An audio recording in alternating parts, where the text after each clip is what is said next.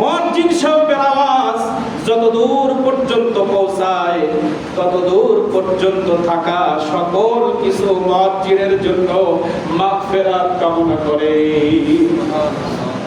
মুয়াজ্জিনের আওয়াজ যত দূর পর্যন্ত যায় তত দূর পর্যন্ত যা কিছু আল্লাহ সৃষ্টি আছে, গত জুমায় বলেছিলাম গাছপালা, পশু পাখি, রাস্তাঘাট, আসমান এবং যারা মানুষও থাকে, এই মানুষ আপনার আমার সাথে বেঈমানি করে, মুয়াজ্জিনের কথার জবাব দেয় না।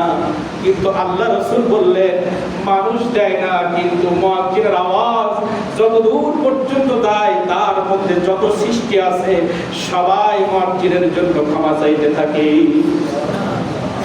এজন্য আমরা মাঝে মধ্যে মুয়াজ্জিন সাহেবকে ছুটি দিয়ে আমরা আযান দেব, পারবো না? মুয়াজ্জিন সাহেবের বয়স হয়ে গেছে, উনি আমাদের সামনে বরকতের হিসাবে থাকবে যতদিন উনি বেঁচে আছেন।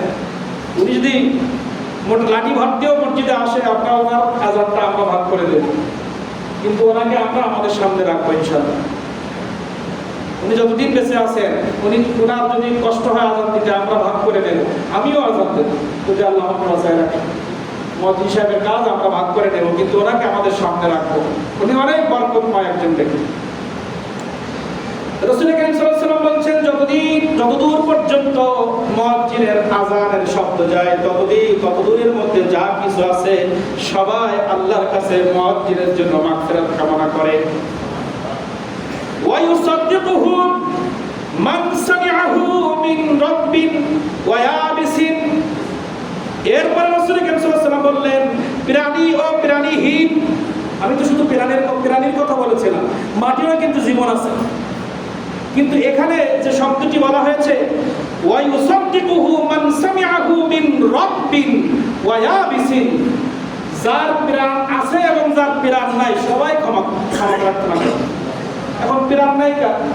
পিসি রাস্তার প্রাণ নাই, পিসি রাস্তার প্রাণ আছে। অনেক বস্তু আছে, যেমন আমার মুয়াজ্জিন সাহেবের আযান আমার দোকানের খাট বলে শুনতেছে, এর তো জীবন নাই। আমার দোকানের খাট, টেবিল সবকিছু মুয়াজ্জিন সাহেবের আযান শুনতেছে, জড় এবং যার জীবন আছে, যার জীবন নাই।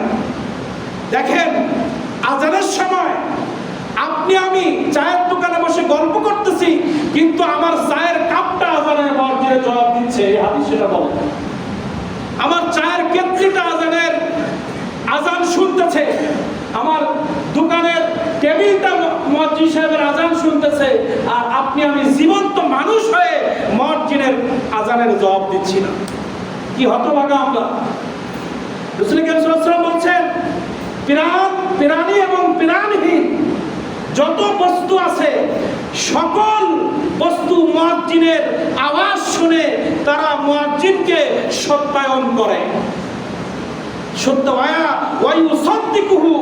সত্যায়ন করে মান সামিআহু, যারাই শুনে, হতে পারে তার জীবন আছে, হতে পারে তার জীবন নাই, যা কিছু আছে মুয়াজ্জিনের আওয়াজ যতদূর পর্যন্ত যায় তত দূরের মধ্যে যত বস্তু আছে, হোক তার জীবন আছে হোক তার জীবন নাই, সবাই মুয়াজ্জিনের আযানের সত্যায়ন করে। হ্যাঁ, আপনি ঠিক বলেছেন, আল্লাহ ছাড়া কোনো মাবুদ নাই। হ্যাঁ, আপনি ঠিক বলেছেন, মুহাম্মাদুর রাসূলুল্লাহ আল্লাহ রাব্বুল আলামিনের প্রেরিত একজন বান্দা ও রাসূল। হ্যাঁ, মুয়াজ্জিন সাহেব আপনি ঠিক বলেছেন, কল্যাণের দিকে যাওয়া দরকার। হ্যাঁ, আপনি ঠিক বলেছেন, নামাজের দিকে যাওয়া দরকার। হ্যাঁ, আপনি ঠিক বলেছেন, ঘুম থেকে নামাজ উত্তম। এই বাক্যগুলো তো আযানের মধ্যে বলা হয়। আল্লাহ ছাড়া কোনো মাবুদ নাই, মুহাম্মদ রাসূল সাল্লাল্লাহু আলাইহি ওয়াসাল্লাম আল্লাহর প্রেরিত নবী।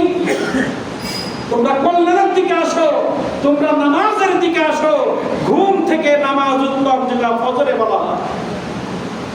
এই প্রত্যেকটা বাক্যের স্বীকৃতি যত দূর আওয়াজ যায় তত দূরের মধ্যে যার প্রাণ আছে যার প্রাণ নাই সবাই সত্যায়ন করে।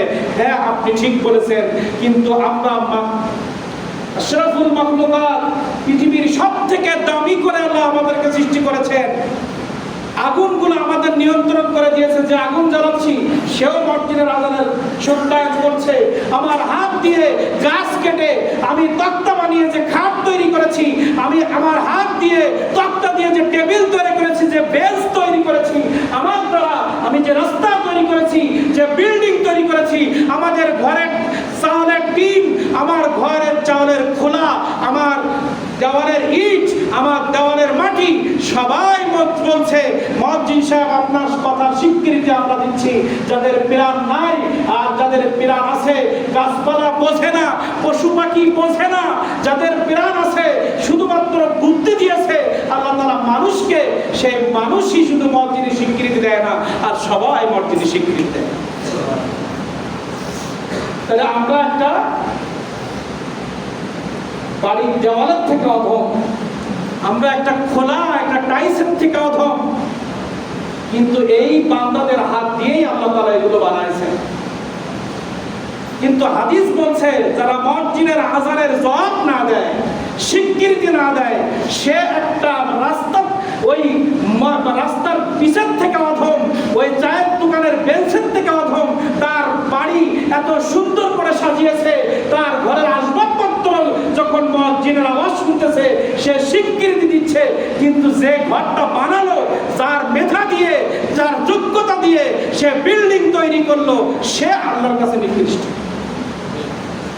এজন্য আমরা এখন থেকে, আগে আমরা বুঝি নাই বা শুনি নাই, অথবা শুনেছি খেয়াল করি নাই, আজ থেকে আমরা নিয়ত করব যতদিন আমরা বেঁচে থাকবো অন্তত আযানের জবাব আমরা অবশ্যই দিব। কারণ যার জীবন নাই সেও যদি সত্যায়ন করতে পারে, আমার তো জীবন আছে, শুধু জীবন নাই, হাজার লক্ষ ৮০,০০০ মাখলুক আল্লাহ সৃষ্টি করেছেন।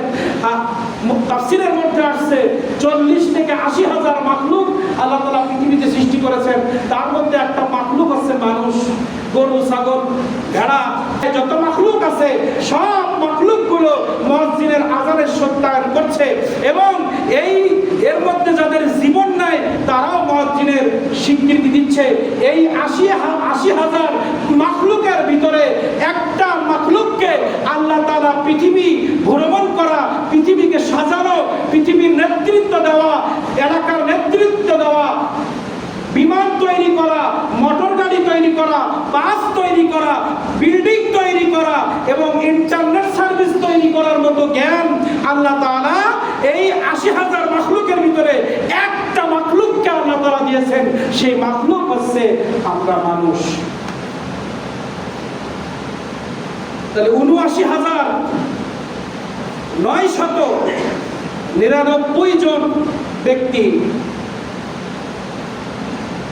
মুয়াজ্জিনের সত্যায়ন করছে, আর সবার থেকে শ্রেষ্ঠ একটা মাখলুক আমরা স্বীকৃতি দিতে পারি না। আল্লাহ তাআলা আমাদের সবাইকে তৌফিক দান করুন।